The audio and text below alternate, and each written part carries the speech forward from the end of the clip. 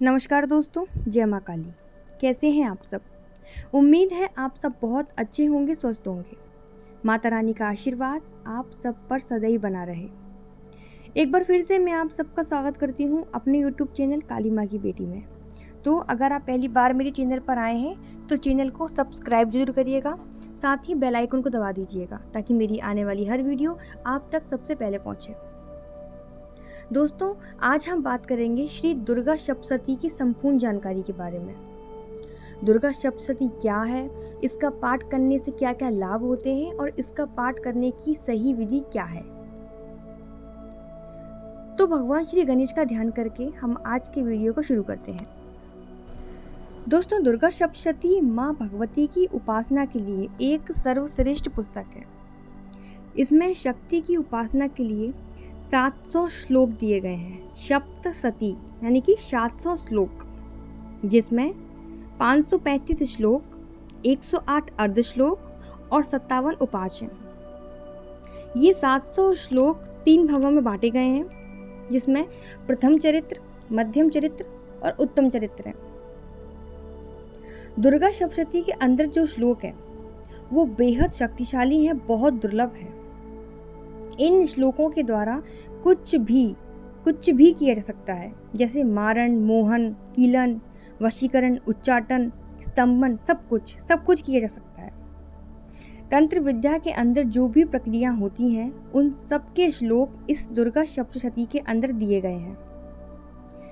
अब इतनी शक्तिशाली पुस्तक का कोई गलत इस्तेमाल ना कर ले, इसलिए भगवान शंकर ने दुर्गा सप्तशती के संपूर्ण श्लोकों को कील दिया, मतलब कीलित कर दिया। अब जब तक आप इस संपूर्ण पुस्तक का उत्कीलन नहीं करेंगे, इसको खोलेंगे नहीं, तब तक दुर्गा सप्तशती का कोई भी मंत्र, कोई भी श्लोक काम नहीं करेगा। आप भले ही उसको पढ़ लें, लेकिन उसका आपको फल मिलेगा ही नहीं, क्योंकि सारे के सारे श्लोक भगवान शंकर के द्वारा कीलित हैं। मैंने कई ऐसे लोगों को देखा है जो दुर्गा सप्तशती को बिना उत्कीलन के ही पढ़ते हैं, जिसका उनको कोई भी फल नहीं मिलता। अगर आप सच में शक्ति की उपासना करते हैं और उनसे सिद्धि प्राप्त करना चाहते हैं, तो आपको दुर्गा सप्तशती के संपूर्ण नियम, विधि विधान का पता होना बहुत आवश्यक है। दुर्गा सप्तशती जैसे मार्मिक ग्रंथ का पाठ करने से पहले आपको कई बातों का ध्यान रखना जरूरी होता है। सबसे पहले तो ये कि आप जब भी दुर्गा सप्तशती का पाठ करें तो इसकी पुस्तक को कभी भी हाथ में लेकर पाठ नहीं करना चाहिए। पाठ के लिए आप एक लकड़ी की चौकी लें, उस पर लाल रंग का कपड़ा बिछाएं स्वच्छ, उस पर दुर्गा सप्तशती की पुस्तक रखकर आप पाठ करें। दूसरा, आप जब भी पाठ करने बैठें तो कभी भी पाठ को बीच में अधूरा छोड़कर ना उठें। अगर किसी कारणवश आपको उठना भी पड़ता है, पहले तो कोशिश आप ये करें कि आपको उठना ही ना पड़े, लेकिन कुछ इमरजेंसी हो जाती है, आपको उठना ही पड़ा है, तो जिस अध्याय को आपने अधूरा छोड़ा है उसे पुनः से प्रारंभ कर पढ़ें, तभी आपको उस अध्याय का पूर्ण फल मिलेगा। तीसरा, आप इसे जल्दी जल्दी ना पढ़ें। कुछ लोग क्या करते हैं, बस पढ़ते जाते हैं, उन्हें पता ही नहीं किस श्लोक का क्या अर्थ है, इसलिए इसे आराम से पूरी शुद्ध उच्चारण के साथ ही पढ़ें। चौथी और सबसे महत्वपूर्ण बात, आप जब पाठ का अंत करें तो कभी भी पाठ के अंत में इति, वध और अध्याय शब्द का इस्तेमाल ना करें, क्योंकि इति का अर्थ होता है लक्ष्मी हरण, इससे लक्ष्मी का हरण होता है। वध शब्द का इस्तेमाल करने से आपके कुल का विनाश होता है, और अध्याय शब्द के इस्तेमाल से आपके खुद के प्राण पर बात बनाती है, क्योंकि जो चीज़ जितनी शक्तिशाली होती है और उसका गलत तरीके से इस्तेमाल करते हैं तो वो उतनी ही हानिकारक भी हो जाती है। तो अब बात करते हैं कि दुर्गा सप्तशती के पाठ करने की सही विधि क्या है। देखिए, दुर्गा सप्तशती का पाठ कई तरीके से किया जाता है। एक वो जो आप नित्य करते हैं अपनी दैनिक पूजा में, दूसरा जो आप किसी मनोकामना के लिए करवाते हो या करते हो। तो इसमें भी एक बात बहुत ध्यान रखने वाली है कि आप जब भी अपने घर में दुर्गा सप्तशती का पाठ करें तो संकल्प लेकर ही करें क्योंकि बिना संकल्प के किया गया कोई भी पाठ कभी भी फलीभूत नहीं होता। दुर्गा सप्तशती के अंदर कुल 13 अध्याय हैं, तो इसका मतलब ये नहीं है कि आप रोज एक एक अध्याय करके 13 दिन तक पढ़ेंगे। इसके लिए 7 दिन का संकल्प लिया जाता है, तो इसे 7 दिन तक संकल्प लेकर पूरा करना होता है।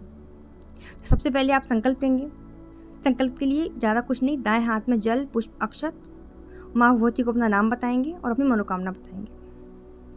उसके बाद पहले दिन पहला अध्याय पढ़ेंगे, दूसरे दिन दूसरा और तीसरा अध्याय पढ़ेंगे, तीसरे दिन सिर्फ चौथा अध्याय पढ़ना है, चौथे दिन 5वां, 6वां, 7वां, 8वां ये 4 अध्याय पढ़ने हैं, 5वें दिन आपको 9वां और 10वां, 6वें दिन 11वां अध्याय और 7वें दिन आपको 12वां और 13वां अध्याय पढ़ना होता है।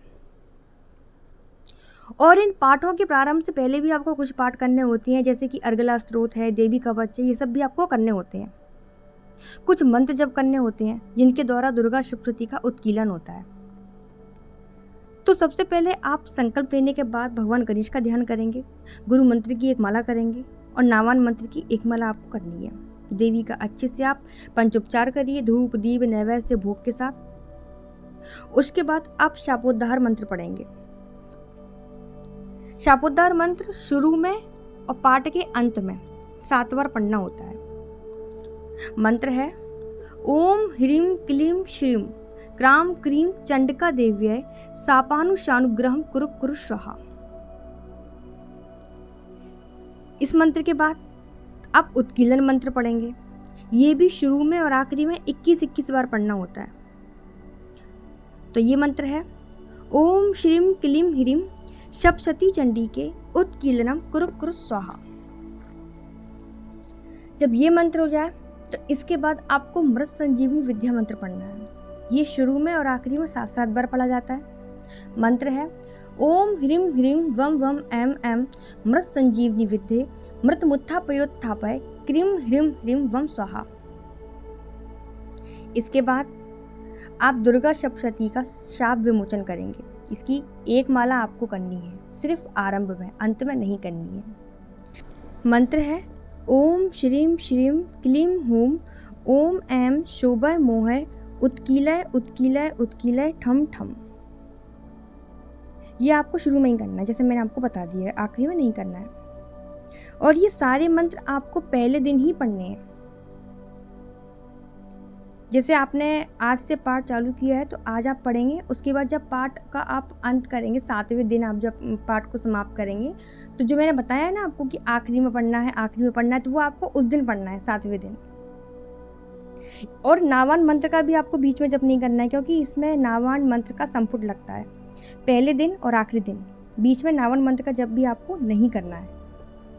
7वें दिन जब आपके जब संपूर्ण अध्याय हो जाए तो आप नावान मंत्र देवी सूक्त का पाठ करके एक छोटा सा हवन करके अपना पाठ समापन कर सकते हैं। उसके बाद जब आप दोबारा इसका पाठ शुरू करेंगे तो दूसरी बार आपको फिर यही प्रोसेस करनी होगी। कीलक आपको एक ही बार पढ़ना होता है, हर अध्याय के बाद आपको कीलक नहीं पढ़ना है। तो हो सकता है आपको ये सारी जानकारी अच्छे से समझ में आई होगी। मैंने सब कुछ बताने की कोशिश की है, फिर भी कुछ अगर बच गया है तो आप मुझे कमेंट में पूछ सकते हैं। तो आज के लिए इतना ही। वीडियो अच्छा लगे तो लाइक करिएगा, शेयर करिएगा, कमेंट में माँ के जयकारे लगाइएगा। तब तक के लिए जय माता दी, धन्यवाद।